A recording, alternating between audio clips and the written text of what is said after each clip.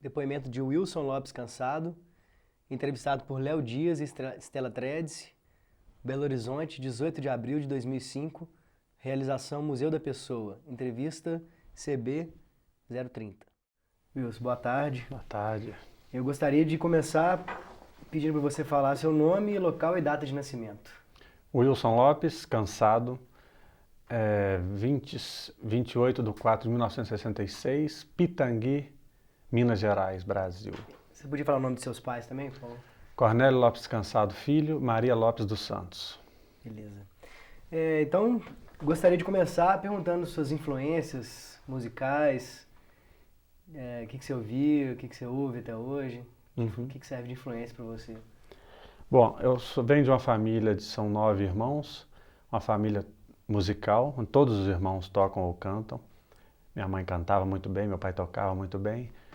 Então, assim, desde berço que eu lembro, sempre os brinquedos eram violão, ou acordeão, ou tinha bateria, então sempre música demais. Todo fim de semana, muita música. Então eu não consigo nem falar quando eu comecei a tocar, eu não consigo falar. Profissionalmente eu sei. Foi aos 14 anos, de 13 para 14, quando eu ouvi um duo de violonistas que se chamam Larry Cory e Felipe Catarini. Larry Cory é um americano e Felipe Catarini é um belga. Aí eu apaixonei com aquele som e comecei a tirar tudo. Então não sabia nem o que era dó maior, nem ré, nem nada, só ia pelo som mesmo. Ficava o dia inteiro tocando aquilo. Então, mas antes disso eu já tocava. Eu lembro assim que a minha mãe me tirava do brinquedo para poder mostrar, chegava visita em casa, chama o Vilcinho lá que vai tocar um Dilemando Reis. Aí eu lembro que eu tocava um Dilemando dos Reis, eu ficava lá com a cara achando ruim pra caramba, que eu queria estar brincando, né? Aí, que gracinha e tal. Aí por aí, eu sempre toquei assim. E os irmãos me ensinaram e tal. Então a influência primeira da família, sangue, de outra vida, hereditário, sei lá como é que é isso. Então essa foi a primeira influência, aí veio o Larry Cory e o Felipe Catarini aos 14 anos, que eu resolvi mesmo ser profissional, parei inclusive de estudar, escola, não consegui, eu estava no primeiro ano científico, não conseguia mesmo concentrar em mais nada, e foram 24 horas de música, era uma coisa mesmo impressionante. Sendo que até os 18 anos eu tive que dar uma parada, porque eu estava até meio ficando louco. Achei que estava, mesmo me parei, fiquei um ano sem tocar. Foi meio piração. Tocava o dia inteiro, era uma coisa louca. Mas logo em seguida, aí, aos 15 anos, eu fiz meu primeiro show instrumental com o meu irmão Beto Lopes. Então tive influência muito do Beto também, que é o irmão mais velho que eu tenho. Ele é 4 anos mais velho que eu, então tive essa influência, eu ouvia ele tocar sempre. Então a gente fez esse show do Larry Cory e Felipe Catarini. Tiramos todas as músicas, fizemos um show no Palácio das Artes, na Sala Humberto Mauro. Com 15 anos, foi 80, 82, né? 81, se não lembro. Por aí.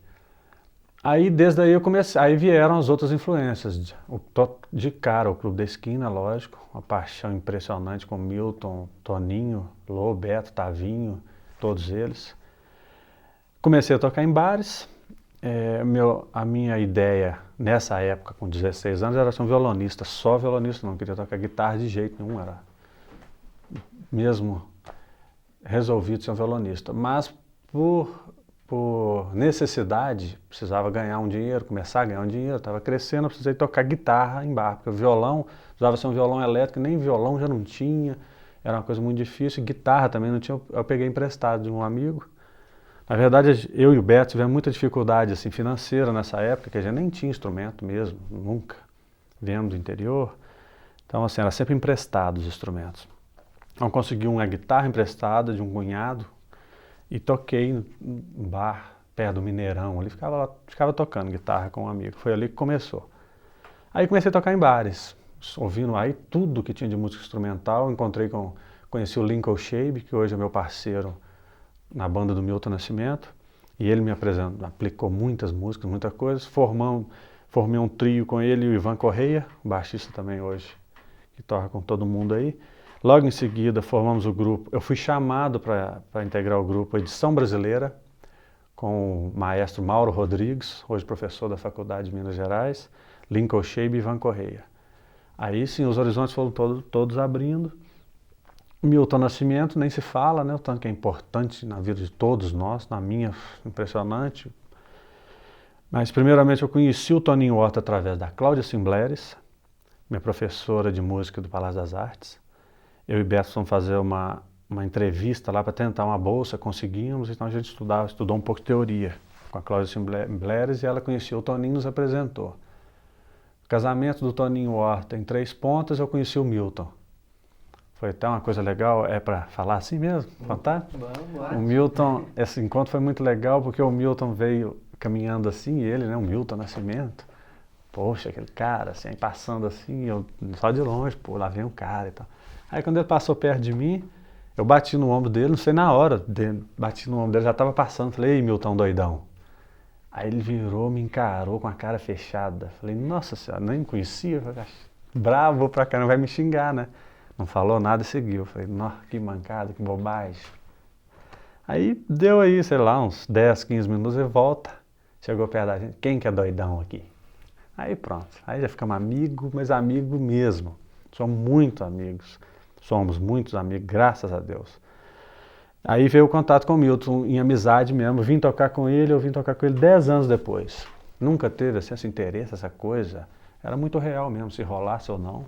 Mas rolou uma época, foi em 93, eu fui para o Rio e ele até pediu que eu fizesse um rock, assim do nada, faz um rock aí, sem melodia. O Milton tem umas coisas assim, ele gosta de como é que fala, um ar de suspense. Mas pra que é? Não, aí aí fiz a música, se chama Hoje de um Modo Geral. Ele colocou uma melodia e fizemos nossa primeira parceria. Foi muito legal, entrou pro disco Ângelos. Nesse mesmo disco a gente fez outra parceria que se chama Coisas de Minas, que é uma música de viola caipira, uma música bem regional. Aí gravei o disco Ângelos em 93 e entrei para a banda do Milton e saímos em turnê em 94. É isso mesmo? Isso não acaba nunca. Então, eu queria só voltar um pouquinho. Porque aqui vai... Eu posso voltar, né? Eu queria voltar um pouquinho. Cheguei no Milton, né? Em 94 comecei a trabalhar com o Milton Nascimento. Você queria voltar antes um pouco? Não, eu queria só... Porque é o seguinte, eu queria ver... Você falou do Clube da Esquina, você citou o Clube da Esquina como uma das suas influências. Sim. Então eu queria saber, assim, qual que foi a sua reação a primeira vez que você ouviu o disco, né? O disco mesmo, Clube da Esquina 1, Clube da Esquina 2, né? Bom, esses discos, o Clube da Esquina 1 é o disco de cabeceira. Esse é a Bíblia mesmo. Aquela que fica ali. Eu tenho 2 CDs e 2 discos de vinis do Clube da Esquina. Um quebrou todo, de tanto usar, eu comprei outro. E hoje eu tenho 2 CDs, eu achei um outro dia. Então, assim, tanta paixão, né? Foi uma coisa que todos nós sabemos mundialmente o que é aquele disco, né? De música mesmo, de novidade, de coragem do Milton. E eu gosto de pensar assim, que é o Milton, mas ali é mesmo o clube, né? Todos estão ali, todos os amigos do Milton. O Milton como uma pessoa muito generosa e muito inteligente. É o que eu acho dele, assim, a inteligência dele é de soltar ao máximo todo mundo. Isso eu falo com todos nós músicos hoje da banda dele, falamos a mesma coisa, a gente comenta sobre isso. E ele só recebe muito com isso. Quer dizer, ao invés dele prender as coisas sempre, é lógico que tem a direção dele em tudo, a direção dele é espetacular, ele tem uma visão impressionante, mas ele deixa todo mundo fluir ao máximo. É lógico, até arrepio. Então o Clube da Esquina para mim foi isso, foi uma hora que ele... Uma de todas, né? Mas foi o início assim que ele soltou quem? Toninho Horta, Beto Guedes, Lô, os caras. Todo mundo gênio pra caramba. Então é um disco que sem comentários de tudo, de sentimento, de música. É a Bíblia de qualquer música, eu acho, dessa linha nossa. E apontou um caminho pra você? Nossa Senhora, um caminho total. Tirar todas as músicas, tocar todas, pensar, amá-los, né? Nossa, sabe, seguir os passos. É isso. Ouviu, o Bituco, quando ele cita essa banda atual, que está com ele há esse tempo, com você, né, o Lincoln e tal, ele fala com muito amor, assim, e cita como se fosse o Clube da Esquina mesmo, né? Ele sente essa amizade que tinha nessa época do Clube da Esquina 1. Como é que é essa convivência? Eu queria que você contasse um pouquinho pra gente. Bom, é exatamente isso. O Milton realmente fala isso e é de coração. A gente sente a mesma coisa com ele. É uma coisa impressionante, o Milton é um cara impressionante, que ele passa isso, porque assim, é um cara, é uma celebridade no mundo hoje, que assim, a voz não tem como dizer, as composições não tem como, não precisa ficar falando, amor, a gente não precisa mais falar isso. Então, além disso, ele é maior ainda no coração, isso é que é muito louco. O coração dele, a generosidade do Milton é maior ainda do que essas coisas. Às vezes eu falo, o mundo não conhece o Milton, não conhece quem que é, a importância dele no planeta, sabe? Às vezes lá quieto na casa dele, o tanto que ele é importante de acreditar, de mandar energia, ele é totalmente religioso nessa parte, de mandar energia para não sei quem, de carinho, de ver a educação dele com qualquer pessoa, ele faz questão de cumprimentar quem está, despedir de quem está. É uma coisa linda demais. E isso era o clube, e com a gente, assim, acho que é só as pessoas serem um pouco sensíveis para sentir isso com ele. Então eu acho que o Milton teve muitas bandas, muitas pessoas, que é o normal no mundo, que não entenderam isso, que trataram o trabalho dele como, que é a palavrinha chata que se usa, gig. Qual gig que você está? Eu não estou na gig do Milton hoje, detesto falar isso e não aceito. Não é uma gig para mim, não é um trabalho. Ali é uma extensão da minha família e eu sei que para todos os outros músicos é a mesma coisa, entendeu? E a gente sente assim mesmo. A gente está saindo em turnê agora, hoje é segunda, a gente sai quinta-feira, em turnê, já mais uma turnê pela Europa. E assim, dá essa impressão que você está indo com a sua família fazer uma viagem. E ele, o mais família de todos, ele é o pai, é o cara que te dá carinho na viagem, impressionante, vai lá, você deixa de visitar ele às vezes alguns dias no quarto e fica chateado. Então é um cara muito pessoal. Então como não amar uma coisa dessa? E como ele não amar a gente também? Eu acho que é recíproco mesmo, natural, porque ele plantou isso e a gente entendeu. Estamos no mesmo caminho e felizes demais. Legal. Vocês têm algumas parcerias, né? Temos. Pois é, fala um pouquinho pra gente aí. A primeira, eu falei aqui quando eu comecei, né? Falei do rock, né? Rock, de um modo geral, que ele colocou a melodia e a letra. Depois fizemos na noite na casa dele. Foi interessante que estava faltando música pro disco, saindo do ensaio assim para gravar, ele falou: será que a gente faz outra hoje à noite? Eu falei: claro. Aí chegamos assim para fazer o Coisas de Minas. Aí estava até o Márcio Ferreira. Aí o Márcio Ferreira esperando, ele pediu o Márcio Ferreira para ir embora, para a gente poder fazer a composição, né? Aí já era meia-noite, uma hora, e a gente não sabia o que tocava e tal. Porque às vezes é legal a gente contar a composição, às vezes as pessoas pensam, pô, como que compõe? Né? E são várias maneiras de se compor. Às vezes você compõe por encomenda, né, por trabalho, mesmo. Às vezes você compõe, sei lá, agora eu posso sair daqui e compor alguma coisa. Esse dia a gente mesmo ia ter que compor uma música, e como que saiu assim, a gente tentou várias coisas, não estava dando barato mesmo. Aí eu lembro que ele saiu assim, eu peguei a viola só para dar uma soltada e comecei a fazer uma bagunça na viola. E ele veio correndo lá de dentro, ele ouviu lá de dentro, é isso, é isso, é isso. Eu falei, é isso o quê? Eu estava só esquentando. É isso, não para não, repete. Aí foi repetindo, ele foi cantando, aí fizemos o Coisas de Minas. Depois disso, eu fiz com ele, foi antes, não foi depois, foi depois. A trilha do filme A Terceira Margem do Rio, de Cacá Diegues, ele compôs uma melodia que se chamava O Cavaleiro. Então só tinha melodia. E eu pus a harmonia. Então a nossa terceira música foi O Cavaleiro. Está gravado no disco Nascimento. Depois eu gravei no disco Milton e Gil, não tinha música minha dele. E agora no Pietá, uma nova parceria que se chama Lágrima e o Rio. Uma música minha, letra Milton Nascimento e Ricardo Nazar, que é um compositor aqui de Belo Horizonte. São essas as parcerias. Legal. E tem mais um caso que você acha interessante ser contado assim para? Nossa, são tantos. Pois é, conta pra lembrar gente. Aqui, com assim. Algum caso dessas das fotos, né? Até porque daí a gente faz. As fotos. O internauta vai ver a foto e Claro. vai estar ouvindo a história Deixa eu ver se eu dessas lembro. que a gente selecionou. Uai, tem uma foto muito legal que é o Milton e o Wayne Shorter. Teria uma outra foto que seria eu, Milton e o Wayne Shorter, que eu não sei onde ela anda. Eu ainda vou achar e vou deixar aí para o museu.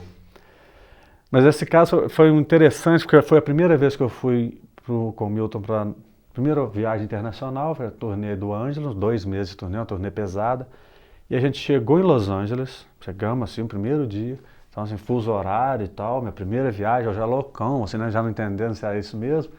Aí de repente liga o Milton no meu quarto, e aí, vamos almoçar lá com o Wayne Shorter? O que é isso? Eu falei, não, é brincadeira, o Wayne, louco com o Wayne. E tem uma coisa do Wayne rapidinho, falar do Ângelos aqui.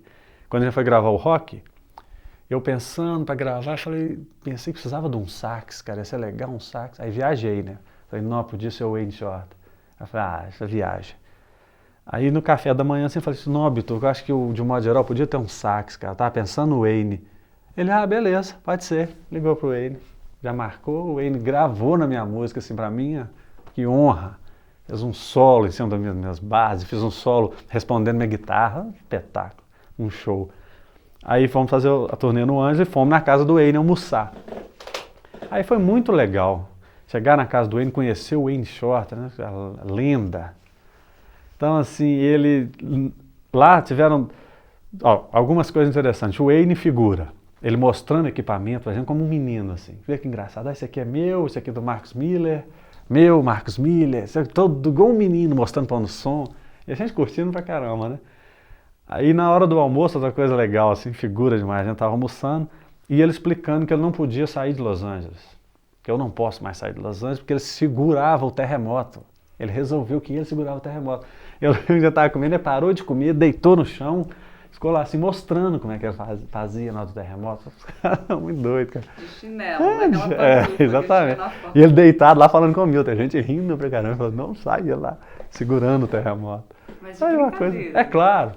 Quer dizer, não sei, viu? Não é questão da brincadeira para ele. A gente riu, ele falou que ele segurava o terremoto.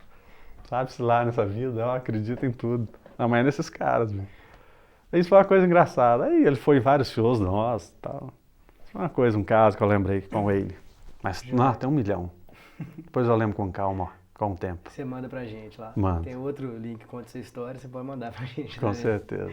E, Wilson, o que você achou dessa entrevista pro museu e dessa iniciativa do Clube da Esquina e tá se tornando um museu? Nossa, eu acho importante, mais importante demais. Eu estava vindo para cá pensando sobre isso. Que legal que uma coisa, assim, um museu do Clube da Esquina está começando, porque um movimento igual foi o Clube da Esquina, é o Clube da Esquina, né? É uma coisa mundial, né? Que o mundo precisa saber até mais. Eu acho que sabe pouco. Acho que o mundo sabe pouco das músicas, tanto que são elaborados, tanto que esses caras são, assim, desculpa, são fodas mesmo. Não sei se eu posso falar isso, mas são mesmo. Deu vontade de falar. São fodas demais da conta. Não tem condição para que Toninho Horta, Lô, Beto, não tem jeito. Tavinho Moura, Bituca, nosso rei, né?